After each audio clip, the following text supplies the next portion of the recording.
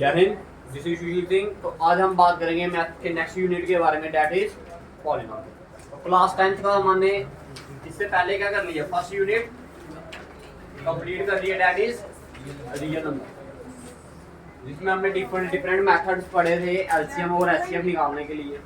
ठीक है, फिर यूक्लिड डिवीजन लेमा के बारे में पढ़ाया गया। अब हम नेक्स्ट हमारा पार्ट क्या है, पॉलिनोमियल। क्या है पार्ट हमारा, पॉलिनोमियल। बात करते हैं पॉलिनोमियल। देखिए समझिए, ब्लैक मार्कर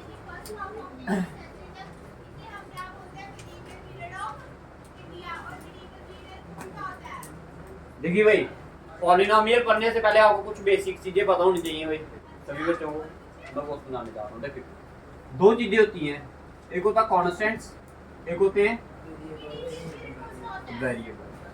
कॉन्स्टेंट्स क्या होते हैं, कोई भी नंबर 1 2 3 -1 2 3, ठीक है, अपॉन में भी आ जाएंगे। ठीक है, ये सारे के सारे क्या होते हैं, कांस्टेंट। और वेरिएबल की बात करूंगा तो वेरिएबल में क्या आएगा आपका, ABC, XYZ।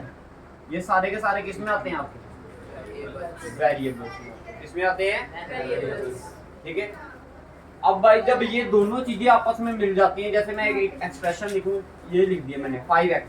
अब इसमें कांस्टेंट भी है और वेरिएबल भी। जब कांस्टेंट और वेरिएबल आपस में मिल जाते हैं तो वो क्या बनाते हैं, एक्सप्रेशन बनाते हैं। क्या बनाते हैं, एक्सप्रेशन। क्या बनाते हैं, एक्सप्रेशन कब बनती है, जब वेरिएबल और कांस्टेंट्स आपस में मिल जाते हैं। जैसे अदर एग्जांपल दूं, जैसे मैं बोल दूं y+3, ठीक है, इधर क्या है, ये वेरिएबल है, ये क्या है, तो जब दोनों आपस में मिल गए तो क्या बनाया इन्होंने, एक्सप्रेशन। अब इसकी बात करूंगा तो इधर कितनी टर्में थी, एक टर्म। भाई मल्टीप्लिकेशन से टर्में अलग नहीं होती, हमेशा प्लस और माइनस से टर्में क्या होती हैं, अलग होती है। ये पूरी की पूरी क्या है, एक टर्म है। क्या है, पूरी की पूरी एक टर्म। इधर कितनी टर्में हैं, दो, एक ये और एक ये। अदर एग्जांपल दूं, x + y + 5, ठीक है। अब इधर कितनी टर्में हैं, 3। अब इधर बताइए, अब इधर कितनी है, 4, ठीक है। तो आपने देखा कि different expression have different number of terms.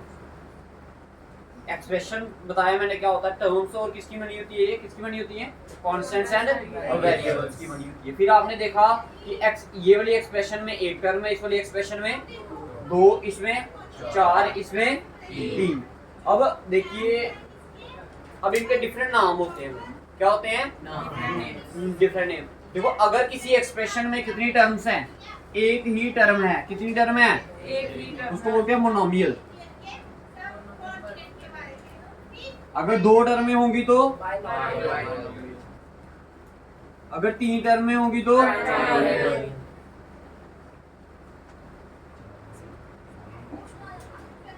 और अगर 3 से ज्यादा होंगी तो,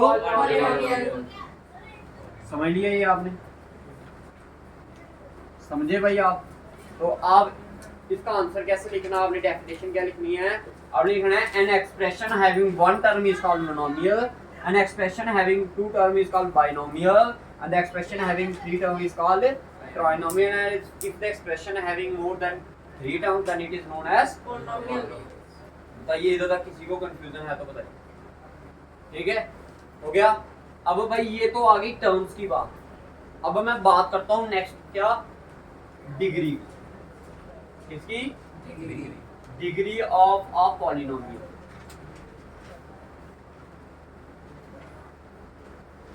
degree of a polynomial. Degree of a polynomial का बेसिकली मतलब होता है highest power of the variable.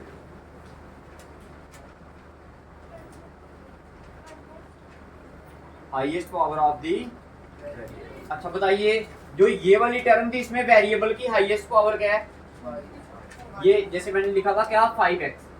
क्या लिखा था, 5x। तो भाई बताइए x की हाईएस्ट पावर क्या है, 1 है, ठीक है।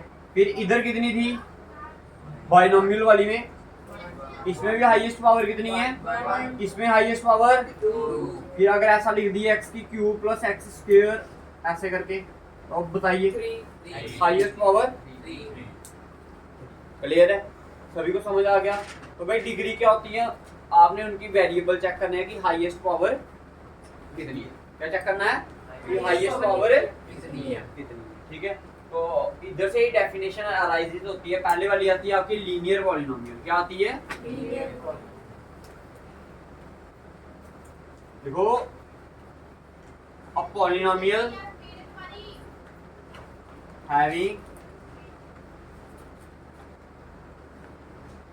having degree 1 is called linear polynomial. कहता कोई भी ऐसी पॉलिनोमियल जिसकी डिग्री क्या होगी? 1 होगी, उसे आप क्या बोलोगे? Linear polynomial.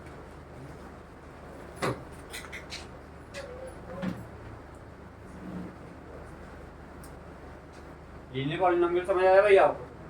क्या होती है लीनियर पॉलिनोमियल? हाईएस्ट डिग्री का। हाईएस्ट वर्ड बोलो या नहीं बोलो, मतलब क्या होगा? डिग्री जब बोल दी तो उसका मतलब क्या होता है? डिग्री का हाईएस्ट पावर। डिग्री का मतलब भी क्या होता है? Highest power. ठीक है, तो ये पहली डेफिनेशन क्लियर है। अब लीनियर पॉलिनोमियल के बाद आती है आपकी क्वाड्रेटिक पॉलिनोमियल। कौन सी आती है? Quadratic polynomial. इधर लिखो।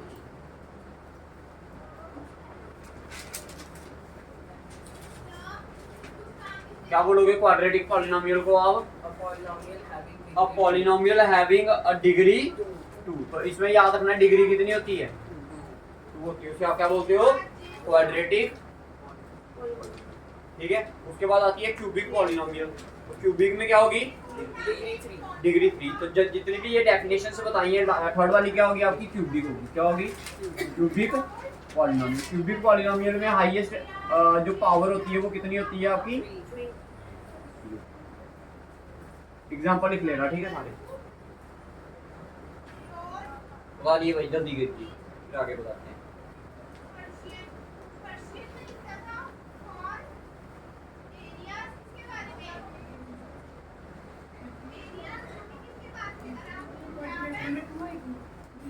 क्वाड्रेटिक में 2 आएगी, क्यूबिक में आएगी 3।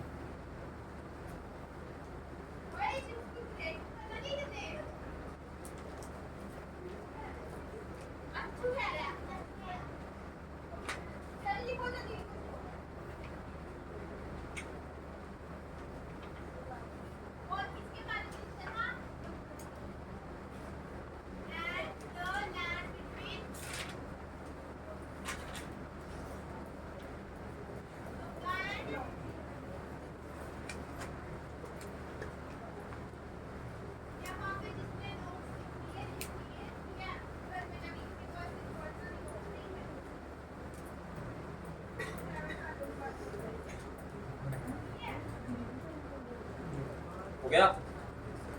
अब देखिए इसको बात करते हैं हम इसकी रिप्रेजेंटेशन। इसकी बात करते हैं इसकी रिप्रेजेंटेशन। बता दो उसको। तो पॉलिनोमियल को रिप्रेजेंट कैसे करते हैं हम? देखो अगर आपका वेरिएबल क्या है? x में है, तो हम लिखते हैं p ऑफ x। क्या लिखते हैं? अगर आपका वेरिएबल क्या है? y में है, तो उसको लिखेंगे p ऑफ y। अगर z में है तो क्लियर है? इतनी चीज क्लियर है भाई सभी को कि रिप्रेजेंटेशन कैसे करनी है हमने इनकी? हाँ देखिए, जैसे मैं एग्जांपल देता हूँ आपको रिप्रेजेंटेशन की। इसको रिप्रेजेंट करते हैं ऐसे करके, p of x equals to, ऐसे लिख दिया x square plus 2x plus 5। फिर लिख दिया p of y is equals to क्या? 2x plus 3। फिर लिख दिया मैंने p of z equals to क्या? z cube plus 3z plus 4। Clear है? तो ये क्या है? इनकी रिप्रेजेंटेशन है। अब बताइए पहले वाले में हाईएस्ट डिग्री 2, इसमें डिग्री कितनी आ गई? 2। इसमें याद रखनी है एक चीज, याद रखनी है कि पेपर में पूछता है रूट्स। क्या पूछता है? रूट्स बताओ उसके, यहाँ फिर क्या बताओ? जीरोस बताओ। क्या बताओ? जीरो। रूट बोलूं या फिर क्या बोलूं मैं? जीरो। दोनों का मतलब क्या है? सेम। रूट बोलूं या फिर क्या बोलूं? जीरो। दोनों का मतलब क्या है? सेम है। अब बात आती है कि भाई इनका मतलब क्या होता है, रूट्स और जीरो का। देखिए भाई समझिएगा, रूट्स और जीरो का मतलब होता है एक्स की कितनी वैल्यूज उसमें पॉसिबल है। एक्स की वैल्यूज को ही आप क्या बोलते हैं? जब इधर से आप सॉल्व करोगे ना, इसको आप क्वेश्चन करेंगे तो आपको समझ आएगा। तो जितने इसके आंसर्स आएंगे वो क्या होंगे? इसके रूट्स होंगे। एक्स की क्या क्या वैल्यूज? सपोज कर लो इधर एक्स की वैल्यू क्या आ गई आपकी? एक आ गई 3, एक आ गया आपके -4। मान लेते हैं, एग्जैक्ट आंसर नहीं है, मैं समझा रहा हूँ। तो ये क्या हो जाएंगे, इनके रूट्स हो जाएंगे। क्या हो जाएंगे, रूट्स। अब किसी पॉलिनोमियल के कितने रूट एग्जिस्ट करते हैं भाई, किसी पॉलिनोमियल के कितने रूट एग्जिस्ट करते हैं, वो किस पे डिपेंड करता है, उसकी डिग्री पे डिपेंड करता है। जितनी उसकी डिग्री होगी उतने ही उसके रूट्स होंगे। इधर x की हाईएस्ट पावर क्या है, 2, तो इधर x के कितने आंसर होंगे, 2 आंसर होंगे। कितने आंसर होंगे, 2। इधर x की हाईएस्ट पावर क्या है, 1, तो इधर x का एक ही आंसर पॉसिबल है। इधर x इधर सॉरी इधर x लिख दिया मैंने, ठीक है। अच्छा इधर बताइए z की हाईएस्ट पावर 3, तो z के कितने आंसर पॉसिबल हैं, क्लियर। बताइए भाई, क्लियर है सभी, किसी को कंफ्यूजन है तो बताइए। ठीक है, समझ आ गया, ठीक है, पक्का। अब हम विदाउट इसको सॉल्विंग, ठीक है, इसको रिप्रेजेंटेशन करना आ गया आपका। अब जो इसकी फर्स्ट एक्सरसाइज है वो सारे देखिए एक बार।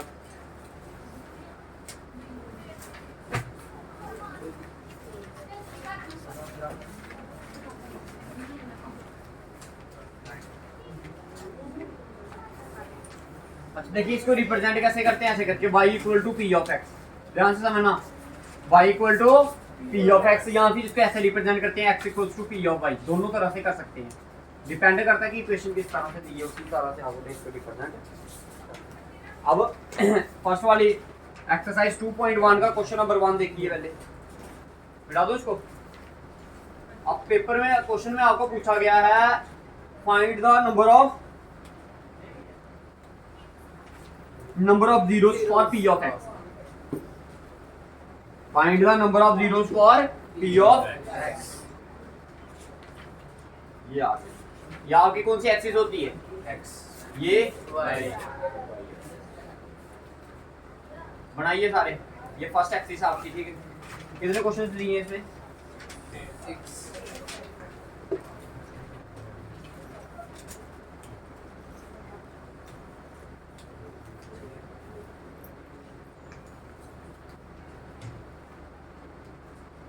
बनाइए सारे, शाबाश।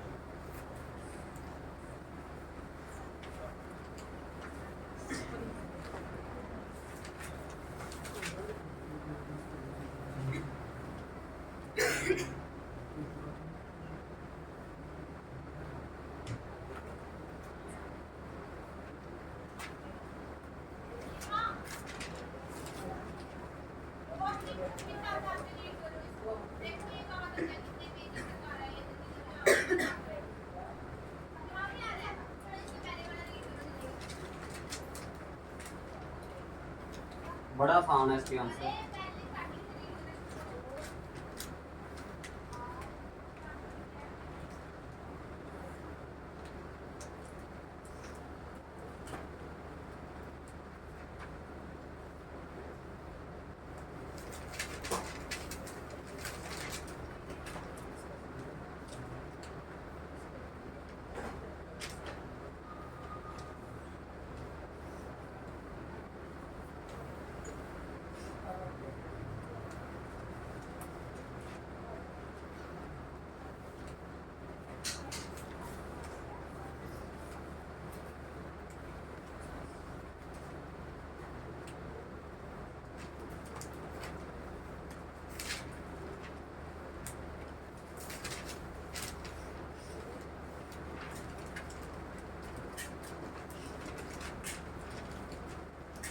अच्छा देखिए, आपको क्वेश्चन में बोला है क्या, पहले सबसे पहले आपने देखना ग्राफ किस तरह से बोला है।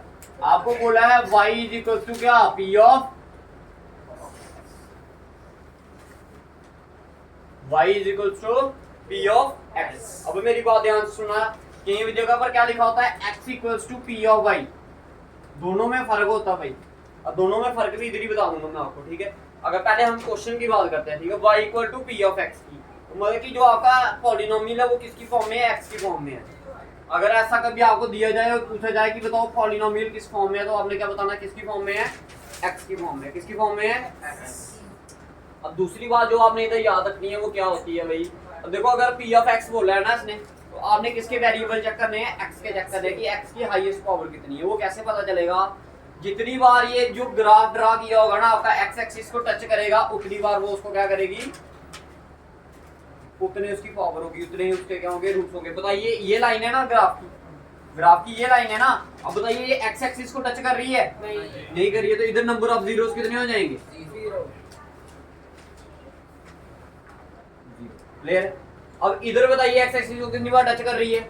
एक बार। तो इधर क्या लिखने हैं हमने? Number of zeros equals to, इधर बताइए, मैं सीधे लिख रहा हूँ, इधर आंसर कितना है? 3। कितनी बार टच किया? देखो एक बार यहाँ पर, दूसरी बार यहाँ पर, तीसरी बार यहाँ पर, तो कितने जीरोस हो गए इसके? 3 हो गए। अब इधर आइए, कितने हैं नंबर ऑफ जीरोस? कितने हैं इधर? 2। इधर 4, इधर 3। समझ आ गया?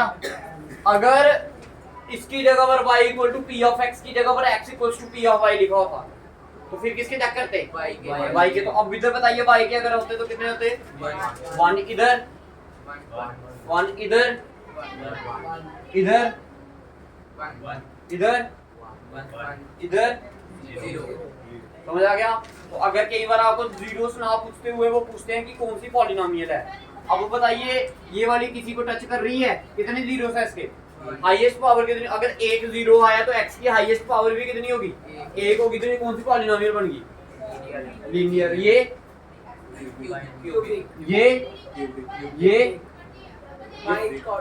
ठीक है, हाँ बाई क्वाड्रेटिक, ठीक है। और ये क्वाड्रेटिक। क्लियर? सभी को? किसी को कंफ्यूजन है इसमें तो बताइए, ठीक है। तो ये आपकी फर्स्ट एक्सरसाइज थी, किसकी? 2.1।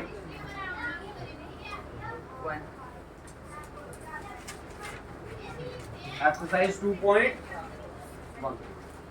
समझ आ गई सभी को?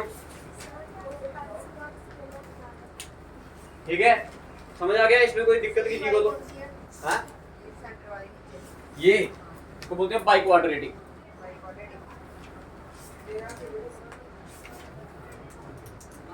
समझ आ गया? आपने किसके केस में कौन सा देखना, किसके केस में कौन सा नहीं। अगर y equal to P of X है, जो पी ऑफ एक्स होगा ना, पी ऑफ समथिंग, उसी के आपने वेरिएबल से चेक कर देते हो। समझ आ गया? ठीक है, पक्का? किसी को कंफ्यूजन है तो बताइए भाई। अभी तक हमने बेसिक कंसेप्ट पढ़ा है किसका? पॉलिनोमियल्स का। और क्या पढ़ा है इसके बारे में हमने? इसके जीरोस को फाइंड करना हो without actual solving the equation, हमें कैसे कर सकते हैं। समझ आ गया आपको? बताइए। हाँ बस इसमें इतना ही।